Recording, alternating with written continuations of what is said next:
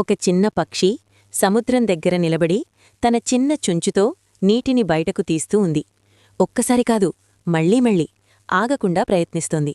అప్పుడు ఇంకో పక్షి వచ్చి అడిగింది, ఏం చేస్తున్నావు?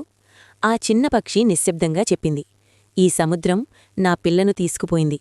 దాన్ని తిరిగి తీసుకునే వరకు నేను ఆగను. అది విని మరో పక్షి నవ్వింది, నీవల్ల ఈ సముద్రం ఎండిపోతుందా? కొద్దిసేపు నిశ్శబ్దం. ఆ చిన్న పక్షి తలెత్తి చూసి చెప్పింది, సలహా వద్దు, సహాయం చెయ్యి. ఆ మాట వినగానే మరో పక్షి కూడా చేరింది. తర్వాత ఇంకోటి, మరొకటి, అలా వందలు, వేల పక్షులు చేరాయి. అందరూ ఒకే మాట చెప్పారు, సలహా కాదు, సహాయం.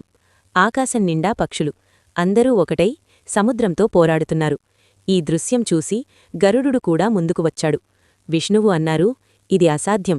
గరుడు నమస్కరించి చెప్పాడు, ప్రభూ, సలహా కాదు, సహాయం కావాలి. అప్పుడు విష్ణువు అక్కడికి అడుగుపెట్టాడు.